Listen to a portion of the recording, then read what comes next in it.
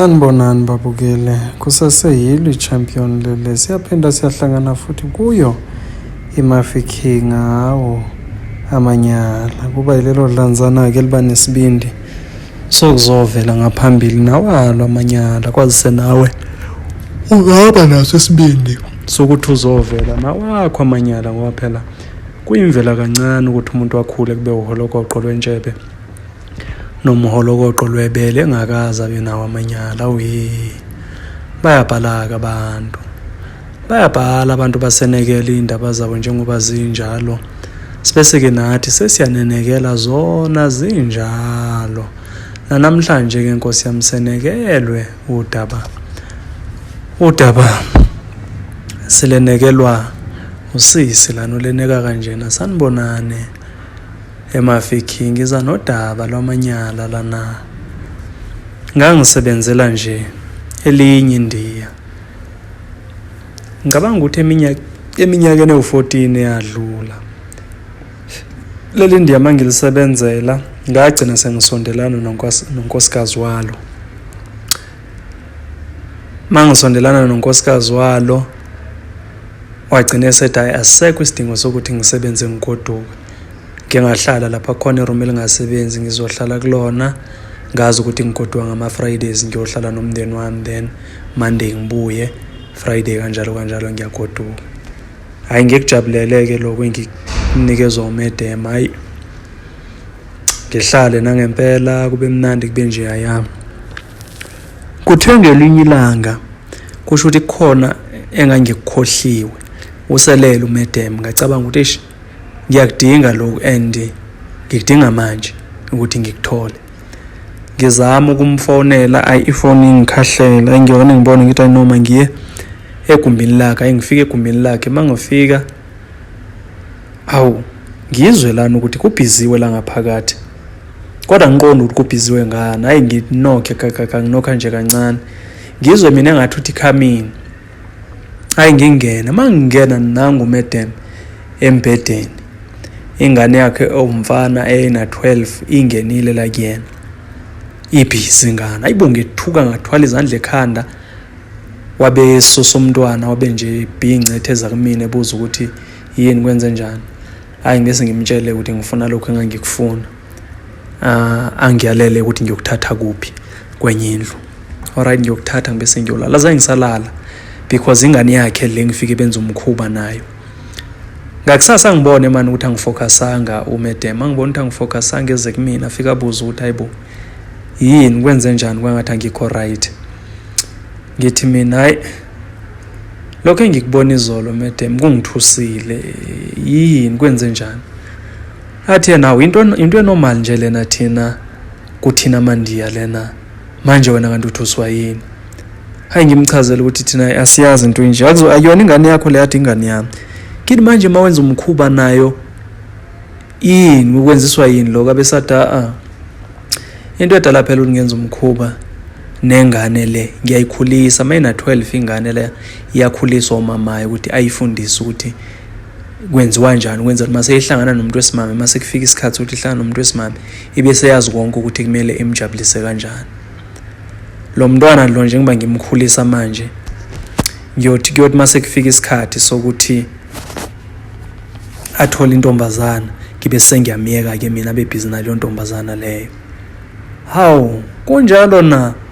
Yebo kunjalo.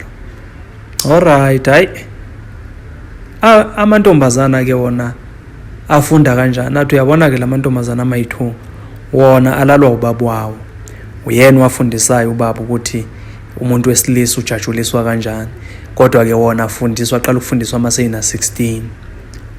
Hayibo, so le ena-18 njengane ibhizi nobaba. Wathi yebo ibhizi nobaba, iyothi ke mase ithole umfana kuyokhulunyiswana nomndeni wakubo, then kuyabe sekwazi ukuthi aloke ehlala khona evakasha enza noma yini, then yobe esemiyeka lapho kubaba. Kodwa nje kwamanje uzaba bhizi nobaba wakhe, nami ngibhizi naloko kumfanya. Nina nobaba nesithola nesikhathi sokuba bhizi. Hawu thina sesibhadala sisenandaba nokuba bhizi soyithu, siqinela ebantwaneni. Mangathiwa abantwana bethu sebephumile bonke estagini, then ke kulapho ke mhlawumbe la singalangazelelana khona. Hayibo kunjalo na? Yebo kunjalo. Hayi ke ngihlale nalento kodwa ngizwe ukuthi angiyiginyi kahle lento, angiyiginyi ncam tu. Ngihlale kodwa na ngizathini, ngihlale nalento, hayi kube njalo.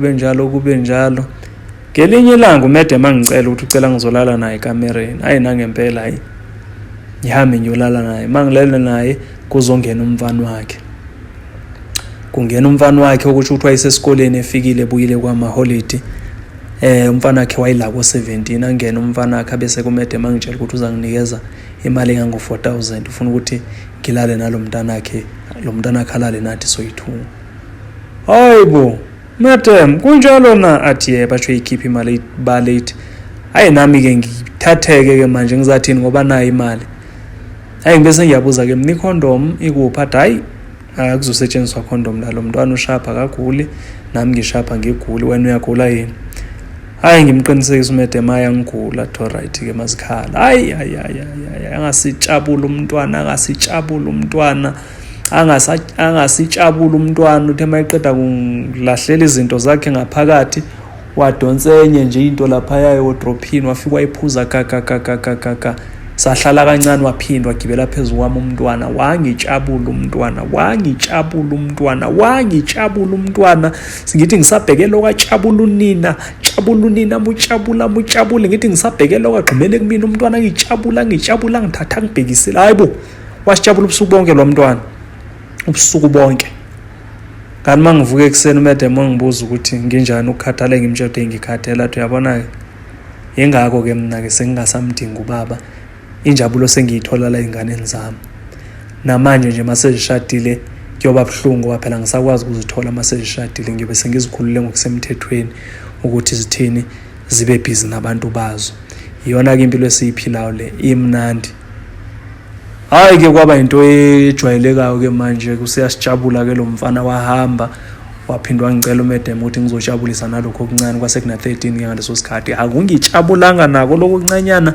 Uyabona ukuthi sekufundisiwe, sekwazi nama-engele kumele kushaye ngakhona ukwenzela ukuthi ngithinteke emanonini. Hayi wangithinta umntwana.